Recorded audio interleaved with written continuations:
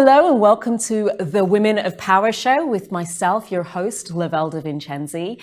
This is the show where we explore the essence of women's power. What is it that makes us these powerful beasts out there in the world? I don't know why I said the word beast, but you know what I mean. What are the tools, strategies, and techniques that we can use to really show up powerfully in the world? In order to support me in supporting you, I'm interviewing powerful women from all across the globe, and today's guest is no different. She originally built her career as an international development banking before going on to start a business as a trauma coach, a trauma recovery coach. Please welcome my guest today, Miriam Njuko. Hello, Miriam. Hello, Lovelda. How are you today? I am so delighted to have you here on the show today because your journey is one that, let's say, is inspirational and also something that might touch the hearts and minds of many women and others out there who perhaps are in a situation which really is not serving them.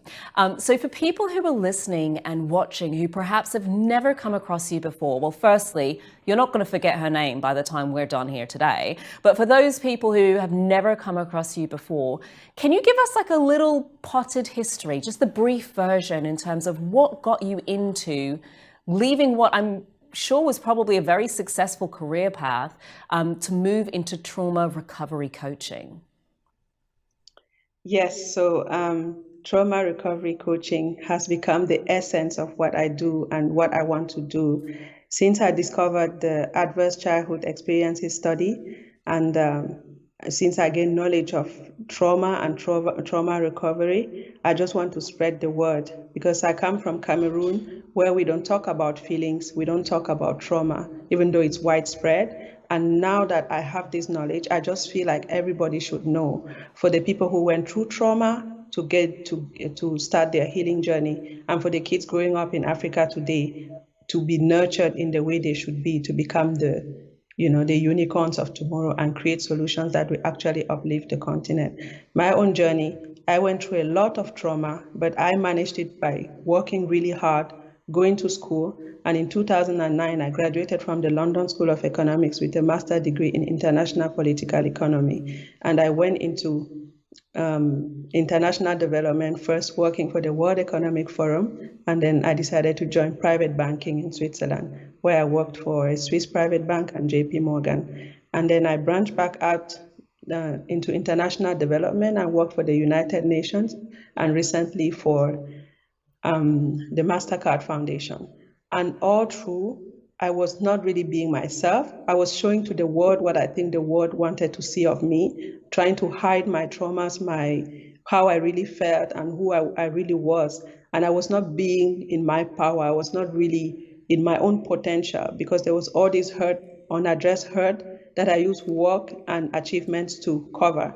And when I was pregnant with my third daughter and I saw a therapist and she told me, read the book Trauma and Recovery that was written by a Harvard professor in the 90s, I realized that, oh, my reactions come from the childhood trauma I went through that is unresolved, that I still live with. And when I gained that knowledge and I've been studying trauma, I'm now doing a trauma recovery coaching certification. I just feel like we should all know about trauma. I did not know how I felt. I couldn't even label if I was angry, sad. Everything was just all mixed up because I didn't learn all these things. We focus on academics. We teach kids how to do math, how to do geography and English, and we don't teach them how to know what they feel and actually process emotions, sit with their emotions. So I'm really passionate about this. I'm a mom of 3 girls, and I don't want to pass my own trauma to them. I want them to have a different life, that I break the cycle of generational trauma that has been going on in my family. Yeah. Wow. Were you aware, because I mean, the story sounds, I mean, there's lots of pieces to how you came to be doing what you're doing right now, but were you aware that you were traumatized? I mean, we can talk about overcoming trauma, but sometimes people, because we're being really strong and getting through it, we sometimes don't even recognize that that there is any trauma to deal with. Did you have an awareness that there was trauma in your family, or was it something that just had not occurred to you until this therapist suggested reading a book? Actually, I knew I had a difficult life, but I just felt like, hey, everybody has a difficult life. I should just kind of get over myself and, keep pushing and keep achieving. But I was aware that I was not raised like other people, because I had a lot of shame around the person I was, the person I really was. I just felt as if I shared who I really was, people would run away, because I couldn't answer simple questions. At university, if someone asked me, where is your dad? I didn't, sometimes I would go to the toilet and cry, because that's how difficult it was for me. Because I just felt as if I couldn't say, yeah, my dad, he died in 2005, but he left behind 76 children. How do you start saying that to a young woman at a Swiss university where it's a banking city? Some kids, they come to school with their Louboutins, and then it doesn't match the environment. So I just felt really out of place. It took me a long time to be able to own my story and accept that's what happened to me, but it doesn't define me. Oprah says, with trauma, we have to ask the question, what happened to you, not what is wrong with you. And for the longest time, I felt something was wrong with me. So I was hiding behind achievements, trying to feel worthy by achieving the next thing. But it was never enough, because I just kept achieving and achieving and achieving, but I still felt empty inside. And what I needed to do is go back and accept the things that happened to me and process them, to be emotionally more balanced and more myself. And that's what I've been doing, and it's just been amazing. I just want everybody to be able to do that, because if not, I think I would have passed. I would have, living with unresolved trauma, we take a lot of decisions based on fear, based on, on other things than from our power, from inner intuition. We're not in tune with ourselves. We're looking for validation outside of ourselves, rather than going inside and looking for that validation right inside, because we have it in us. We are all born valuable. We are all born worthy. But the thing is, when many things happen in life, like trauma, we forget that we are valuable and we are worthy. And we think that by achieving so many things outside, it will make up for that wound we have inside. And actually, it's never enough. So, but it took me a long time to really accept that it's trauma. I think until 3 years ago, I was still saying, yeah, it was difficult, but, and many trauma survivors, the first thing they say is, yeah, I didn't really go through trauma, but this happened. And it affects them. It affects the way they show up in the world. It affects their confidence. The thing is, it affects everything. It affects the way we show up in our relationships, if we have partners, in our friendships, at work, lack of confidence, inability to take feedback objectively, fear of authority. I was scared of my bosses, their evaluation, because actually it brought me to childhood when I was helpless and I didn't have a choice. So it's all of that, realizing what's behind, make us it gives us our power back, because then we can, when I see that I'm excessively scared of my boss's evaluation, I know that it comes from my personal trauma when I was a child and I was in situations where I was helpless and in front of adults. So I think it's giving people their power back, or in a relationship, if you're triggered by your partner, then you know that, okay, what he's saying is triggering me. Then you don't just, unleash anger, then you sit with it. So, okay, I'm triggered. I know why I'm triggered. I know because this brings this kind of emotion in me. So it gives back people, their power who've been through trauma, and for them to lead a more fulfilling life, I would say. Yeah. Beautiful. I think there's so much you said there that I think is so powerful. Using work and achievements as a place to hide. And I think it's almost like I want to have the complete opposite of what I experienced. I'm looking for that safety and that comfort that I didn't have, that was lacking when I was a child, and therefore I'm making up for it by really working very hard. But But there's something in there where you touched on, which was, even though the outside starts to look better, because I'm still ashamed of my past, and it's almost healing that shame. I'm kind of curious to learn more about the shame side of things, because I kind of feel like trauma and shame, they're best cousins, aren't they? They sit right next to each other. They make each other comfortable. There's a reason not to approach it and not to look it in the face, because it has you feel less than.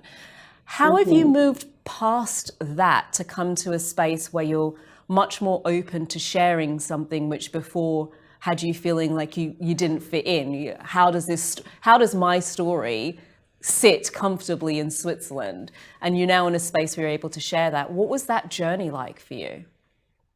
Yeah, thank you for that question. It's a very important question, and it's what holds people back from looking into their traumas, because looking back or admitting that maybe my parents did their best, but they still failed me in certain ways, it's so uncomfortable that people don't want to go there, because it means they are blaming their parents. But actually, different feelings can sit side by side. We can love our parents, but still admit that maybe they failed us in these ways, so that it gives us the opportunity to heal and actually go forward.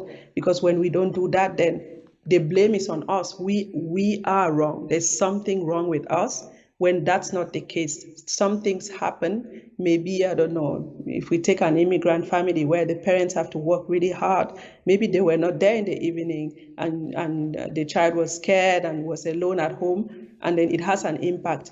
We can admit that they tried their best to put a roof over our head and feed us as children, but today, the fact that we were kind of neglected, it has an impact on us, and then we can heal. For me, it was really the shame of my background, the shame that people in my family were not educated. They ended school early. They were really kind of illiterates. And then the shame of immigrating to Europe and then seeing everybody around with parents and functional families and living in dysfunction.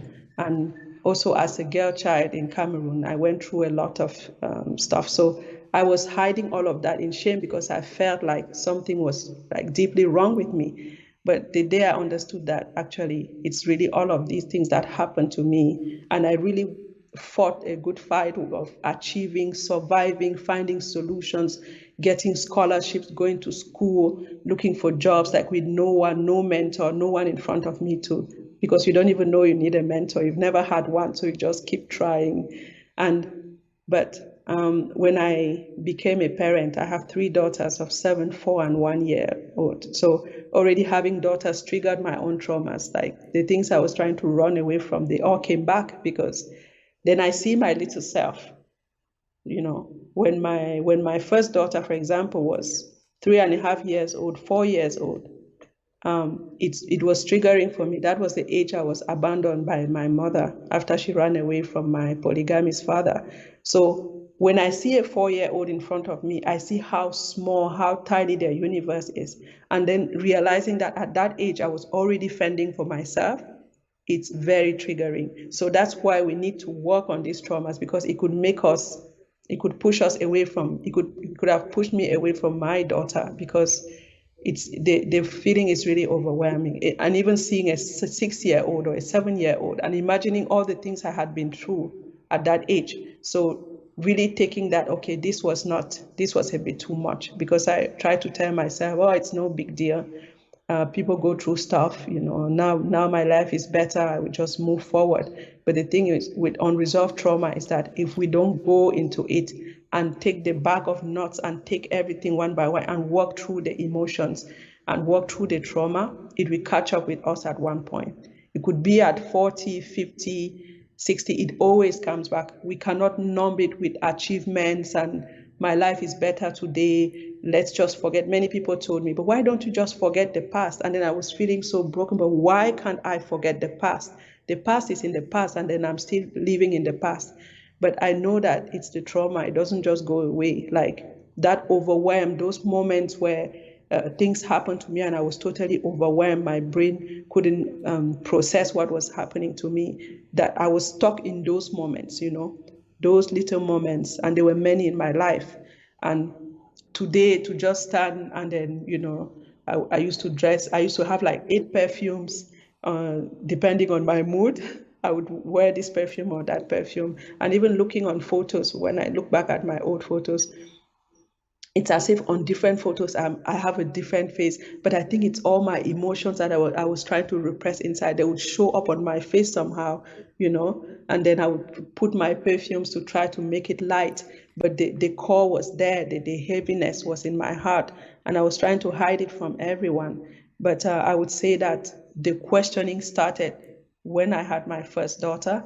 No, even before, I already went to therapy. When I finished university, I started going to therapy here and there, but the word trauma came when I became a parent. I wanted to really be a better parent, not totally shift to the other extreme, and then start giving my daughters everything and then not teach them or not discipline them, but I give them, set boundaries for them, because that's also like, oh, I didn't have this. No, now you can eat 10 cupcakes for breakfast, So not to, sorry, that was an extreme example. But you see, not to do the opposite and actually have a balance of, okay, maybe we don't eat cupcakes for breakfast. Maybe we could eat cupcakes when we come back from school so that it's the afternoon snack, like actually educating them, right? Yeah. Love it. And I love that one of the driving forces for you is about not passing the trauma on, because I think often we think the answer, if we haven't faced it, right, the answer is to go the other extreme, right? I didn't have it. I was deprived of these things, so I'm going to go the other extreme and just have loads of it because I didn't have it when I was a child. And so that's a really kind of great place to look. Regardless of where you're at, we just kind of know too much of anything is never good for us. So, trying to resolve it or work past it by overloading in the complete opposite of it is really not a healthy place to go. This show, as you know, is the Women of Power show, which really brings me to understanding, and with you in particular, I'm really, really curious to understand your idea of what makes a woman powerful, because I think before we can dive into power, we need a definition of power. So from your perspective, Miriam, what do you think it is that is the essence of a woman's power?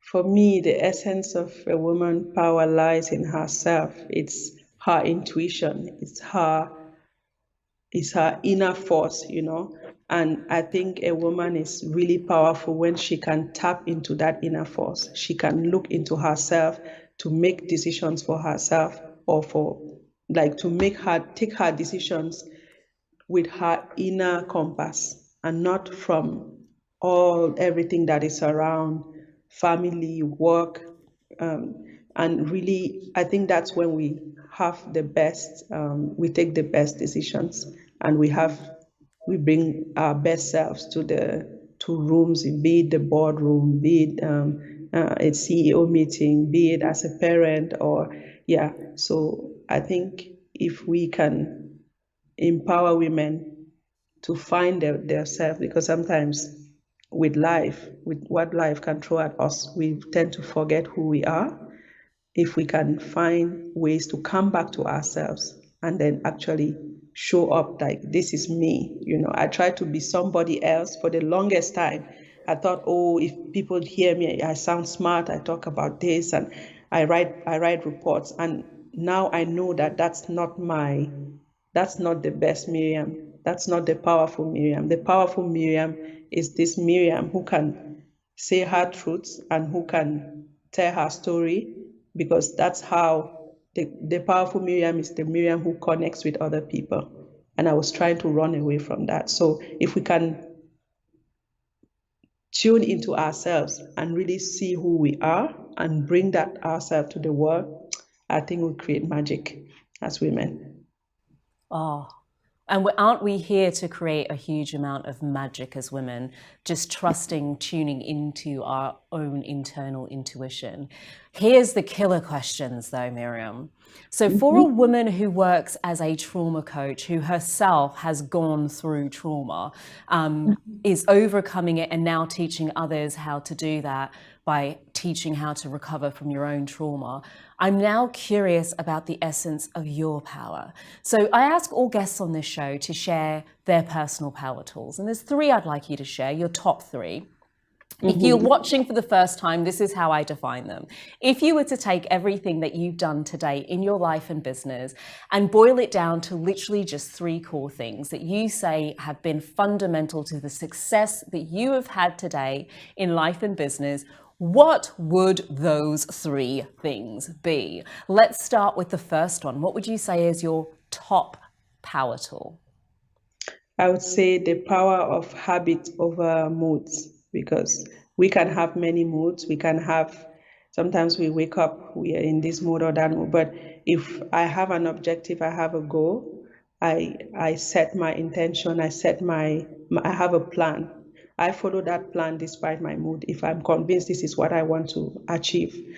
Because yeah, moods can change, but if we have an objective, we have to have a habit, a practice of doing a little bit every day to achieve what we want to achieve.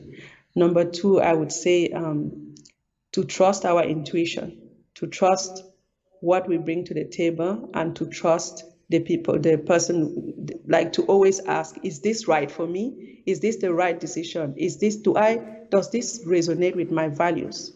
Always trust your values. That has guided me since childhood. There are many things that happen in my childhood, even that I just felt it didn't make any sense.